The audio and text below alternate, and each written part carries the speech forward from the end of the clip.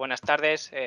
Como has comentado, somos Juan Carlos Blázquez y Miguel Ángel Huerta y os vamos a presentar nuestro trabajo final de máster, Monolith to Microservices Examples. Nos hemos basado en el libro con el mismo nombre de Sam Newman, en concreto en el capítulo 3, en el que se estudian diferentes patrones de descomposición de monolitos. Lo que hemos hecho nosotros es llevar esos patrones a ejemplos en código en el ecosistema de Spring y con otras tecnologías modernas. Hemos hecho diferentes ejemplos que algunos vienen en el libro y otros pues nos los hemos inventado, por decirlo así. Vamos a empezar por el Strangler Fig.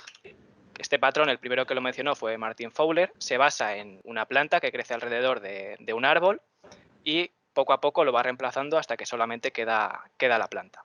Entonces podemos llevar esa idea a nuestro monolito que se va descomponiendo en diferentes microservicios.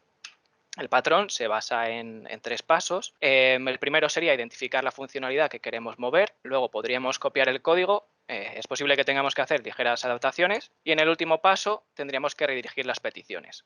Es un patrón que da mucha importancia a que los pasos sean fácilmente reversibles. Entonces nosotros hemos hecho 3 ejemplos diferentes.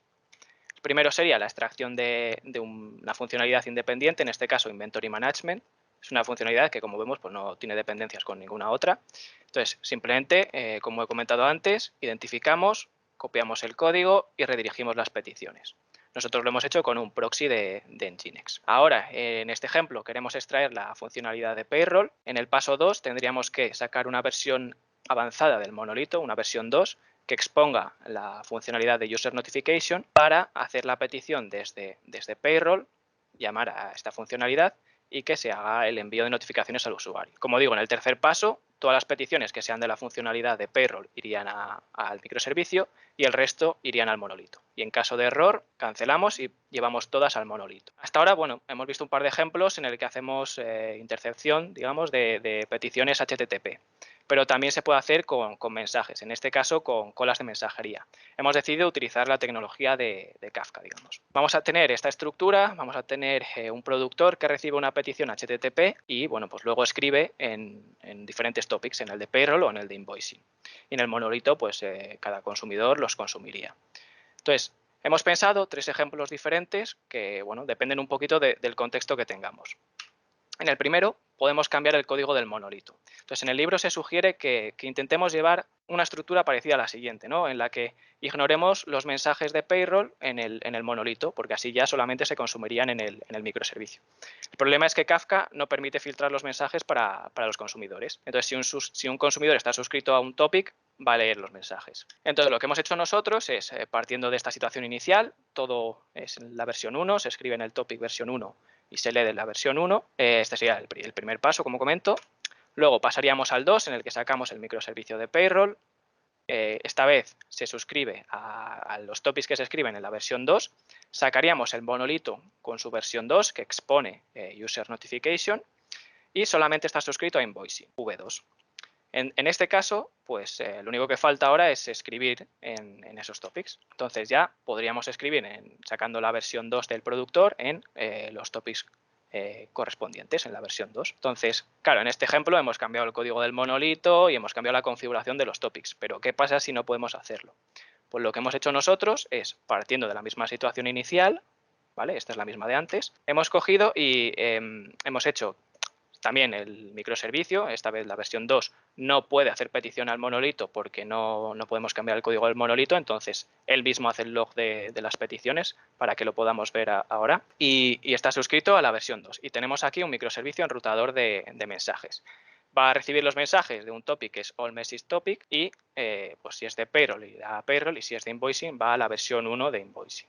Entonces ya el último paso, sacar la versión actualizada del productor. Bueno, siempre en caso de error, que no lo estoy comentando, podemos pasar a la versión anterior del productor y escribir en los topics iniciales. Vale, claro, como habéis visto hemos cambiado todo el rato el productor, pero ¿qué pasa si eso no lo podemos cambiar? Porque es habitual que no lo podamos cambiar. Entonces, lo que hemos hecho nosotros es sacar una pequeña modificación del monolito, esta vez con Feature Flags for Java, que nos permite cambiar una variable booleana en tiempo de ejecución. Entonces, nosotros la hemos utilizado para poder habilitar o deshabilitar el consumo de payroll en el monolito. Entonces, partimos de tenerlo activado y consumir. En la segunda versión ya lo deshabilitaríamos y ya se consumiría desde nuestro microservicio. Y en la tercera versión ya podríamos eliminar todo el código de payroll y el flag y dejar solamente la versión 2 con invoicing en el monolito. Vale, esto sería el patrón Strangler Fig. Entonces, ahora vamos con el Branch by Abstraction, que sería extraer la funcionalidad que no hemos comentado todavía, que es la de User Notification. Lo habitual es que los desarrolladores, cuando afrontan un cambio así, que puede tener muchas dependencias, pues es que nos lo llevamos a una rama y luego, pues cuando tengamos que hacer el merge, pues vamos a tener complicaciones. Entonces, este patrón nos lo facilita, se basa en la utilización de flags, como el que he comentado anteriormente, y se usa mucho en Trunk-Based Development, porque todos los commits van a la rama trunk. Tendríamos las dos implementaciones vivas en el código, coexistiendo, lo que en tiempo de ejecución solo estaría una de ellas activa. Se basa en 6 pasos, que mejor, como vamos un poco así de tiempo, lo vemos en un ejemplo, que sería el de extraer una funcionalidad dependiente, ¿vale? Viéndolo directamente en el ejemplo, tendríamos que crear una interfaz, User Notification Service, tendríamos que renombrar el servicio existente porque se llama igual y tendríamos que hacer que implemente esa interfaz. Luego sacaríamos otra implementación nueva, que esta es la que llama al microservicio. También podríamos estar desarrollando de forma paralela el código del microservicio. Y en el cuarto paso ya podemos cambiar de una implementación a otra. Por defecto estaría activa la antigua, entonces en cualquier momento podríamos estar haciendo commits a la rama principal sin afectar ni a otros desarrolladores ni al código que está en producción. Y cuando ya vemos que todo funciona, eliminamos el flag y eliminamos la implementación antigua, dejando solo la parte que está en rojo, ¿vale? Y luego hay un paso opcional que es eliminar la interfaz. En el patrón Decorating Collaborator, vale, hasta ahora hemos visto un par de casos en los que redirigimos peticiones antes de que lleguen a su destino. Este patrón se basa en esperar a la respuesta, en este caso lo hemos hecho con una petición de creación, y cuando recibimos la respuesta, pues hacemos otras acciones. Es un patrón muy bueno para cuando no podemos tocar el código del monolito. Lo vamos a hacer con un ejemplo, es la extracción de una funcionalidad, o sea, es la implementación de una nueva funcionalidad de fidelización, ¿vale? Vamos a tener esta estructura, tenemos nuestro monolito que recibe peticiones de orders, en este caso de pedidos, digamos, y envía una respuesta que luego queremos que, si es correcta, pues añada puntos al usuario en el servicio de fidelización. Entonces, tecnologías, hemos utilizado un proxy de Nginx, todas las peticiones van al monolito. En el paso 2 sacamos nuestro microservicio y un gateway de Spring Cloud. ¿Para qué hemos usado el gateway? Pues al final lo que vamos a hacer es, las peticiones llegan al proxy de Nginx, luego van a nuestro gateway y del gateway van o al monolito o al microservicio. Y en caso de ir al monolito y ser una petición de order, pues esperamos a la respuesta y redirigimos, hacemos otra petición a el servicio de fidelización del usuario. Y antes de pasar al Parallel Run, que es un patrón que va a explicar mi compañero, os voy a hacer una pequeña demostración. ¿Vale? Así veis también un poco la estructura del README. Lo que hemos hecho es unos vídeos en inglés con una explicación del patrón, que también está aquí la explicación escrita. Tenemos una versión en español y otra en inglés. Tenemos aquí algunos detalles, ¿no? Porque lo vamos vinculando con otras situaciones, otros patrones. En este caso, una migración progresiva de los usuarios a la nueva implementación. Y luego tenemos aquí los pasos. Nosotros hemos usado Docker para levantar todas estas instancias. Aquí ya he levantado, para ahorrar un poco de tiempo, el monolito y el proxy, ¿vale? Y ahora vamos a hacer una petición al monolito. El ejemplo, que no sé si lo he comentado, es el de el Strangler Fig, en el caso en el que extraemos payroll. Hacemos nuestra petición, ¿vale? No sé si habéis llegado a verlo. Vemos que están llegando peticiones, ¿vale? Son todas al monolito versión 1. En el paso 2 sacaríamos la nueva funcionalidad del microservicio, el de payroll, y la versión 2 del monolito. Entonces, podemos también hacer una petición, pero esta vez directamente al microservicio. Que recordemos, el microservicio acababa llamando al monolito. En cuanto vemos que todo va bien, pues sacaríamos la nueva configuración del proxy de Nginx. Como veis, todas las peticiones que sean de payroll irán a payroll, al microservicio, y todas las que no son de payroll irán a nuestro monolito versión 2. Entonces la desplegamos y podemos hacer una petición a través de nuestro proxy. Ahí veis que ahora están llegando a la versión 2. Y en caso de error sí que podríamos cargar otra vez la versión anterior y hacer las peticiones que irían al monolito versión 1. Y ahora va a continuar mi compañero, como digo, en el Parallel Run. Pues nada, voy a explicar este patrón, Parallel Run. Este patrón es bastante común en el mundo del desarrollo y es porque nos permite correr las dos funcionalidades a la vez, a la par. Tenemos la funcionalidad antigua dándonos unos resultados, la funcionalidad nueva a la vez corriendo y reportándonos esos resultados, y mediante un batch comparison o diferentes maneras de verlo, tenemos una una comparación la cual nos permite asegurarnos de que esas peticiones sean equivalentes y poder terminar con esa nueva funcionalidad que nosotros queremos. Se basa en una técnica de dark launching, por lo que el patrón es invisible al usuario. Entonces, en caso de error, migraríamos las peticiones a la configuración inicial y entonces el usuario no vería nada de qué ha ocurrido o qué ha pasado si ha resultado que ha dado un error. ¿Vale? En nuestro caso, vamos a ver 4 ejemplos diferentes. El primero de todo es usando Spice. Como he dicho anteriormente, correrían las dos funcionalidades a la vez. Por lo tanto, si nosotros queremos mandar una notificación, nosotros queremos que esa notificación no sea duplicada y entonces en este caso lo que utilizaríamos es una técnica llamada Spy, que básicamente nos guardaría esos récords en la base de datos para luego posteriormente nosotros mediante un batch los verificamos y comprobamos que sean equitativos y luego ya en el paso 3 dar por hecho que esa funcionalidad es la correcta y pasar y migrar todas las peticiones a la funcionalidad nueva. Nosotros en este caso, en el ejemplo, si lo veis en la documentación, hemos puesto además un endpoint para probarlo porque sabéis que todos los batch al fin y al cabo se suelen hacer por la noche. Entonces, bueno, para probarlo nosotros hemos puesto un endpoint y ya está. Vale, luego la siguiente función, el siguiente ejemplo nos hemos basado en GitHub Scientist. Es una librería que compara los resultados de forma muy sencilla. Se hace una pequeña modificación en el código, ya se puede hacer tanto en un test o en el código en tiempo real y a diferencia del anterior, esta sí que corre tanto en el monolito como en el microservicio. Nosotros la implementaríamos en una de las dos funcionalidades y la pondríamos a funcionar.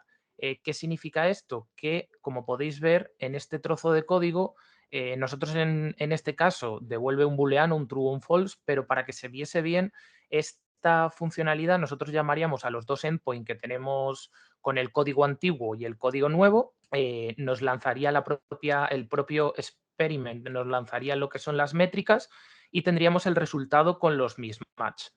En este caso te da mismatch, te da un montón de funcionalidades, pero que se ve todo en la documentación. Podríamos tirar desde ahí.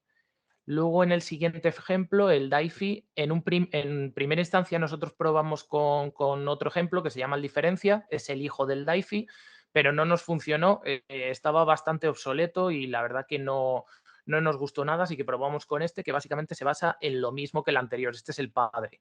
Es básicamente un proxy en el cual tenemos, duplica, nosotros hacemos la request al proxy y duplicaría lo que son las peticiones tanto al candidate, que sería nuestro candidato, o sea, nuestro microservicio, el primary, que sería la funcionalidad que tenemos antigua, la funcionalidad normal, y el secondary es básicamente para evitar el ruido de ese primary si lo tenemos montado en cualquier tipo de servidor.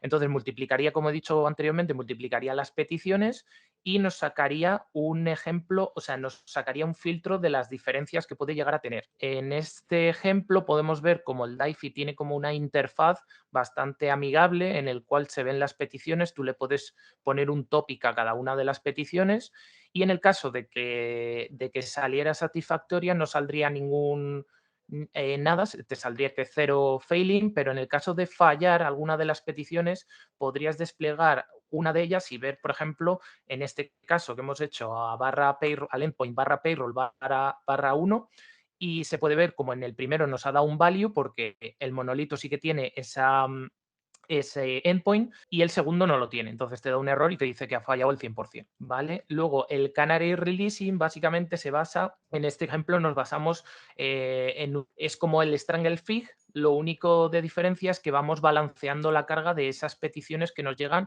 tanto a la base version, que sería nuestro código antiguo, como a la canary version, que sería nuestro código nuevo. Entonces, poco a poco vamos balanceando la carga mediante ese switch, que sería el canary releasing, vamos balanceando la carga de las peticiones y en caso de error, pues volveríamos todas las peticiones a la configuración inicial. Vale, ahora vamos a pasar al Change Data Capture. El Change Data Capture está basado en la captación de esas peticiones en base de datos. Muchas veces nos pasa que tenemos el código el cual nos devuelve información que es muy escueta y que no nos proporciona a nosotros muchísima información. En este caso, como veis en la imagen, tenemos un customer, el cual hacemos un enrollment y nos devuelve que el customer ha sido correctamente metido en la base de datos. Entonces nos devolvería un true y en este caso no tendríamos más información. Si quisiésemos muchísima más información, tendríamos este patrón que se basa en la captación de la inserción en la propia base de datos. El primer ejemplo que hemos generado es el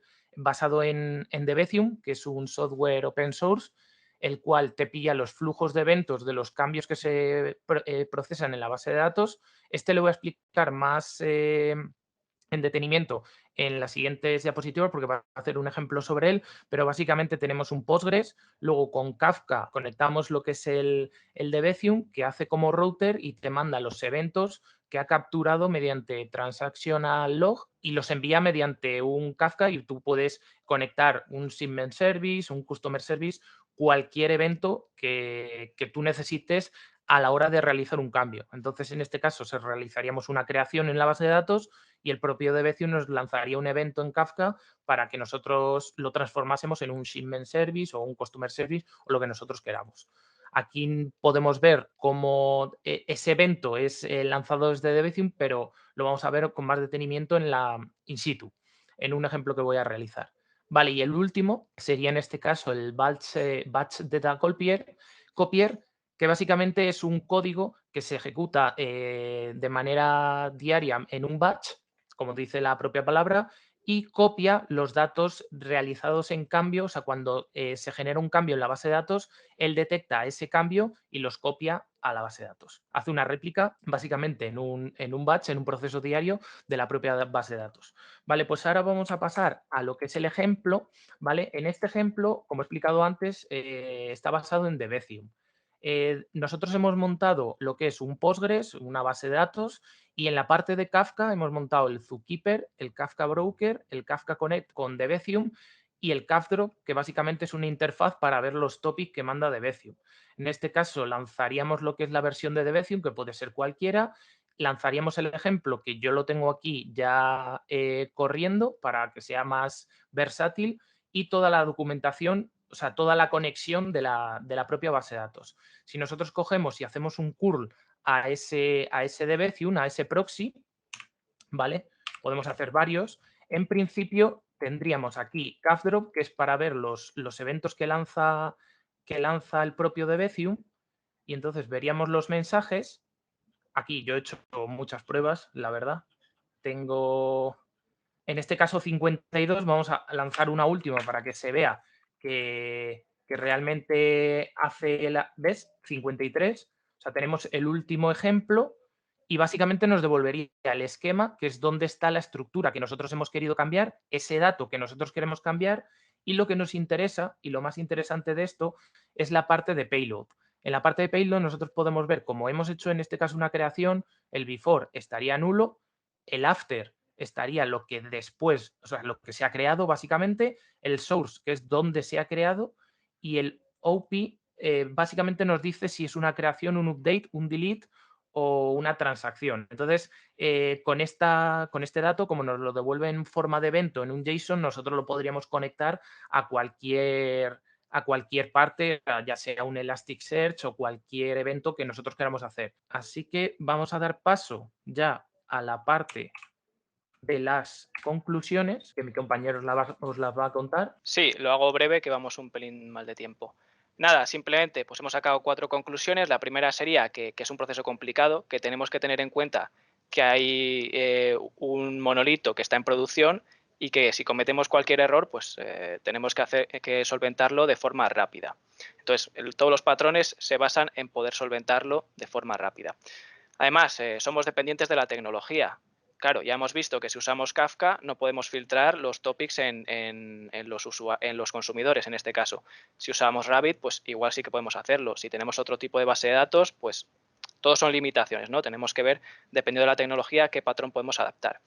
También depende del contexto. Hemos visto si podemos tocar el código del monolito, si no. Hemos visto también si la petición que hacemos recibimos una respuesta completa con más datos o no. que es lo que ha comentado mi compañero, que hemos tenido que tirar por este último patrón. Y luego también otra parte muy importante sería las migraciones en caliente, claro.